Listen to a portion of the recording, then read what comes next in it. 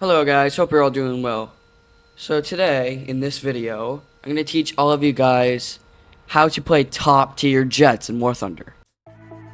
Alright, so the first thing we're going to look at is how to use the radar in its modes and also the RWR.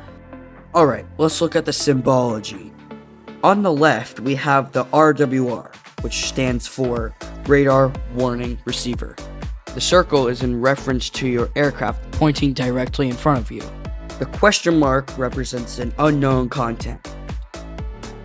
Usually, if it weren't unidentified, it would say SAM/A.K.A. high, low, or medium, depending how strong the lock is. Alright, now let's take a look at the radar. This number represents the scan area, which can be changed by the key that is on the screen right now. And this one represents the range, which can be changed by the key that is on the screen right now. And lastly, this represents the search type, which can be changed by the key that is on the screen right now.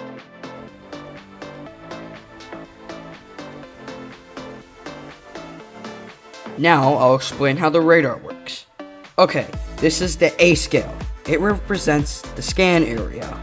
This is the B scale, which represents where your radar is scanning on the A scale. If you see this, that's a target, and if you see these lines around it, you could lock it up. This mode is called pulse mode, and the range can be adjustable. It gets ground clutter, this is the power meter, and pulse can be easily fooled by chaff. This mode is called pulse doubler. It's better at resisting ground clutter and chaff, but can still be fooled by it. Another way it can be fooled is when your target is flying perpendicular to your aircraft. And also, it has no adjustable range. You see this right here? It's called a threshold. It picks up targets beyond it. Okay, that's all for the radar in RWR. Now I'm going to tell you guys how to use air-to-air missiles. So what you do is you lock up the target, press the button that's on the screen, and then fire using the key command called Fire Air-to-Air Missile.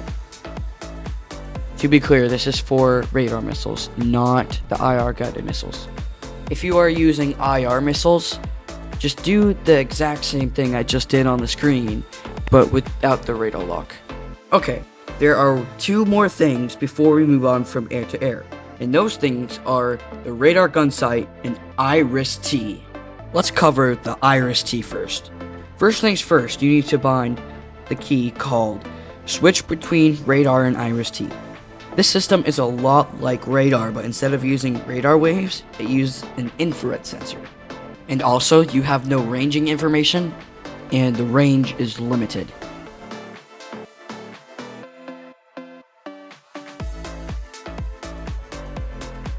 Bear in mind that if you fire a radar missile, they'll get a launch warning, and vice versa for IR missiles. Now let's move on to the radar gunsight / acquisition radar.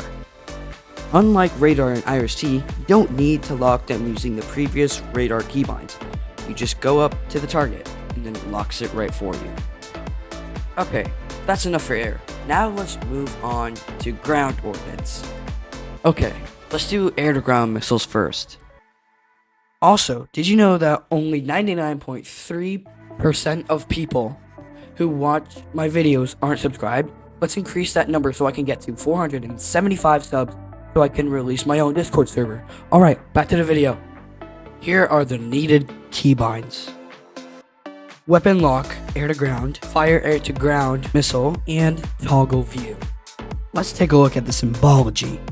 The center cross is where you're looking at, and this little box at the bottom resembles where you're looking at. The first step to do is toggle to this view, put the target in the middle of the center crosshair, lock it, and then fire away. Alright, the next thing to learn for ground ordnance is rockets and how to use their ballistic computer. Here are the needed controls: fire rocket salvo, toggle rocket ballistic computer, and that's it.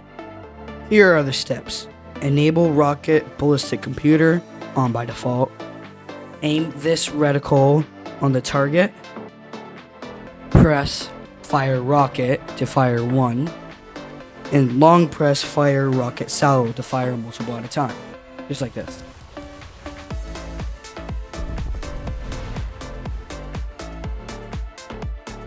Okay, let's move on to the high drag bombs. It's just like bombing, but at Mach 0.98 and below, and you gotta fly super low. The reason why these bombs were made is so you can get to your target and get out as fast as you can. Next is the guided bombs. It's the same as the ATGMs, air-to-ground missiles, but you have to follow the bomb reticle. Also, it can be a little offset because, of course, it's a guided bomb.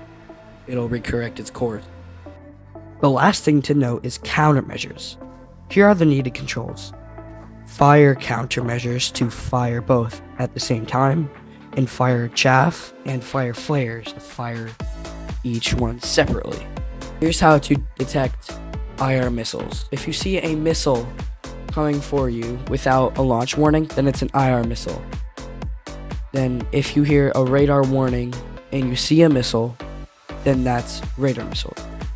Okay, that's the end of this tutorial. I hope this was helpful, and if it was, slap that like button and subscribe. This is the General Viper, flying with you soon.